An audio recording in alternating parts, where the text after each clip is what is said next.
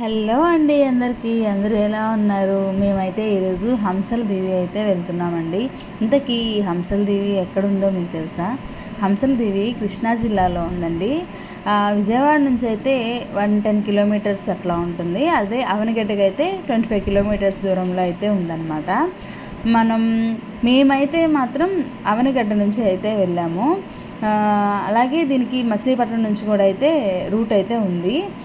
కాకపోతే వీటికి అంటే హంసల దీవికి బస్ ఫెసిలిటీ కొంచెం తక్కువ అనమాట. అవనిగడ్డ నుంచి హంసల దీవి వరకు బస్సులు ఉంటాయి, కానీ చాలా ఫ్రీక్వెన్సీ తక్కువ. రూట్ అయితే బాగానే ఉంది, కొంచెం అయితే గతుకులుగా అలా ఉంది మేము వెళ్ళినప్పుడైతే. అయితే మాత్రం లైట్ ఉన్నప్పుడు అయితే వెళ్తే మనం నేచర్ని మంచిగా ఆస్వాదించవచ్చు అన్నమాట.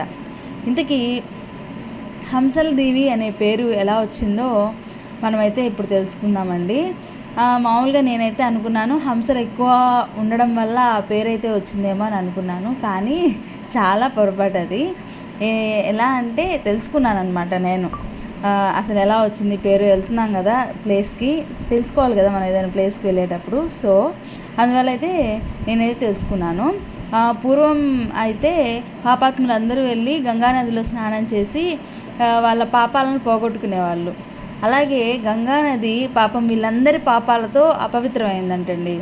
ఆ తర్వాత ఆ పాపాల నుంచి విముక్తికై గంగాదేవి మహావిష్ణువుని ప్రార్థించిందంట.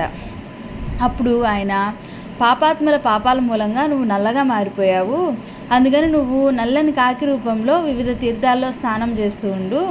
ఆ తీర్థంలో ఏ తీర్థంలో అయితే స్నానం చేసినప్పుడు నీ మాలిన్యం మొత్తం వదిలిపోయి హంసలాగా స్వచ్ఛంగా మారుతావో అది దివ్య పుణ్యక్షేత్రం అవుతుంది అని చెప్పారంటండి. అలా గంగాదేవి కాకి రూపంలో వివిధ తీర్థాల్లో స్నానం చేస్తూ కృష్ణవేణి సాగర్ సంగం ప్రదేశంలో కూడా చేసిందంట. వెంటనే ఆమెకి కాకి రూపం నశించి హంస రూపం వచ్చిందంట. అందుకని ఆ ప్రాంతాన్ని హంసల దీవి అన్నారు. అక్కడ చాలామంది మహర్షులు, పరమహంసలు తపస్సు చేస్తూ ఉండేవారంట. అందుకని కూడా హంసల దీవి అని పేరు వచ్చిందంటండి. వాళ్ళు అక్కడ యజ్ఞం చేయాలని సౌనకాది మహర్షులు ఆహ్వానించారు. వారందరూ వచ్చారు. ఆ యజ్ఞాన్ని చూడడానికి ప్రజలు ఎక్కడెక్కడి నుంచో వచ్చారంటండి. గోదావరి తీరాన్ని నివసించే కవసుడు అనే మహర్షికి కూడా ఈ యజ్ఞం చూడాలనిపించి ఆయన బ్రాహ్మణ మహర్షికి శూద్రజాతి స్త్రీకి జన్మించాడనమాట. ఆయన గొప్ప తపస్సంపన్నుడు. అతడు అనేక మంది శిష్యులను వెంట పెట్టుకుని యజ్ఞం చూడడానికి అయితే వెళ్ళాడు. వాళ్ళు కవస మహర్షిని చూడగానే వేద మంత్రోచ్చారణ ఆపేసి కులభ్రష్టుడైన ఆయన రాకతో యజ్ఞవాటిక అపవిత్రమైందని, ఎందుకంటే ఆయన బ్రాహ్మణ మహర్షికి శూద్రజాతి స్త్రీకి జన్మించాడు కదా, అందుకని అనేక విధాలుగా దూషించి అగౌరవపరిచారంటండి.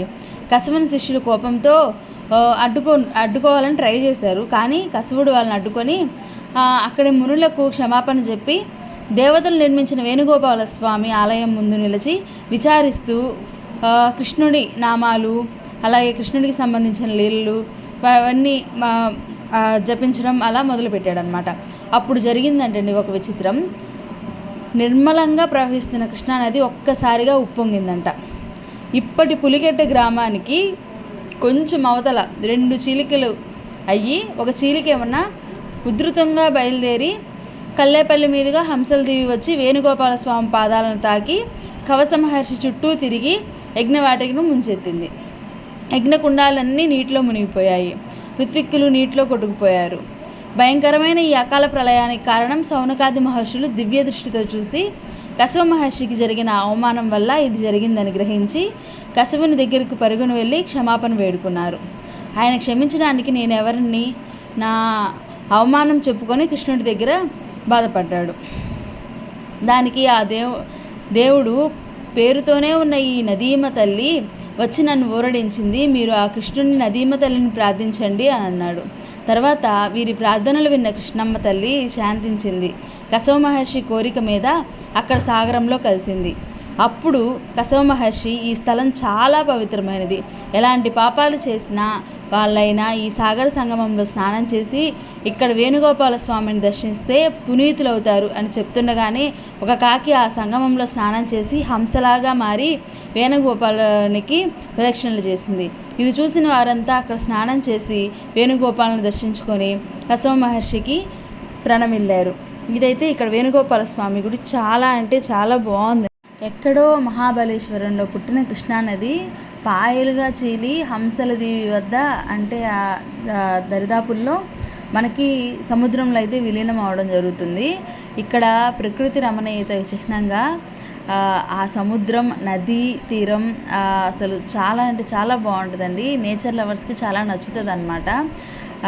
మన అంటే కొన్ని లక్షల ఎకరాలకి సాగునీరు, ఎన్నో సిటీస్కి, టౌన్స్కి, అంటే అన్నిటికీ మనం డ్రింకింగ్ వాటర్ ఈ కృష్ణా రివర్ వల్లే కదండి. అలా మొత్తం అన్నిటికీ మెయింటైన్ చేస్తూ వచ్చి మన ఇక్కడ కోడూరు దగ్గర, అదే కోడూరు మండలం హంసల దీవి దగ్గర అయితే బంగాళాఖాతంలో మనం లైట్ ఉన్న టైంలో వెళ్తే చక్కగా మనం నేచర్ని అయితే మంచిగా ఆస్వాదించవచ్చండి. ఇదిగోండి మ్యాంగ్రూవ్స్ చూడండి, నాకు చాలా అంటే చాలా బాగా నచ్చినాయండి ఇవి మాత్రం. అంటే నేను ఫస్ట్ టైం చూడడం వల్ల అట్రాక్ట్ అయ్యానో అర్థం కావట్లేదు, నాకైతే చాలా అట్రాక్టివ్గా అనిపించినాయి అనమాట. నియర్లీ 2 కిలోమీటర్స్ డిస్టెన్స్ అంతా మ్యాంగ్రూవ్స్ ఫారెస్ట్ అయితే ఉన్నాయి.